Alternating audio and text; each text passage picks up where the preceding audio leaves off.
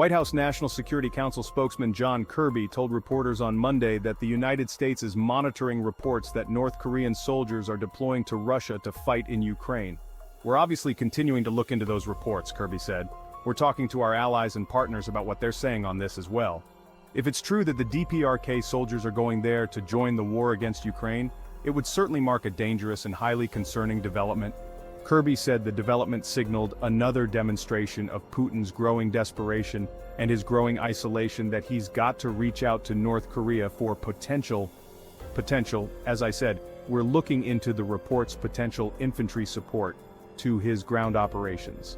"There's no question about it that his forces continue to suffer an extraordinary amount of casualties on the battlefield," Kirby said, referencing figures of Russia losing more than 1,200 soldiers per day.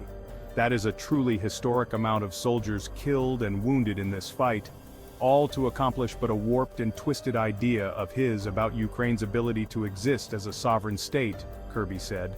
"I think all of this is, and proves the point that Mr. Putin is increasingly desperate and increasingly isolated on the world stage. And NATO have not confirmed that North Korean troops were sent to Russia. But the reports of their presence have already stoked concerns in South Korea, that Russia might provide North Korea with sophisticated technologies that can sharply enhance the North's nuclear and missile programs in return for its troop dispatch."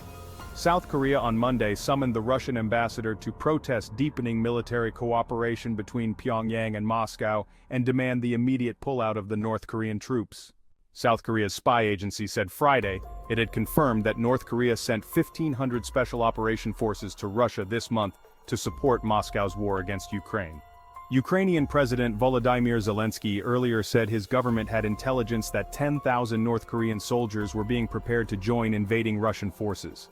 Russian President Vladimir Putin, meanwhile, will be shaking hands this week with multiple world leaders, including China's Xi Jinping, India's Narendra Modi, Turkey's Recep Tayyip Erdogan, and Iran's Masoud Pezeshkian.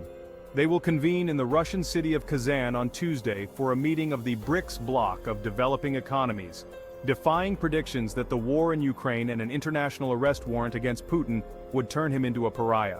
The alliance, which aims to counterbalance the Western-led world order, initially included Brazil, Russia, India, China, and South Africa, but started to rapidly expand this year.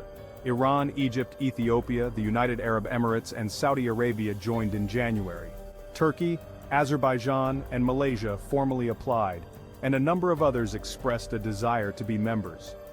Don't forget to subscribe to our channel and hit the notification button to stay updated with the latest news.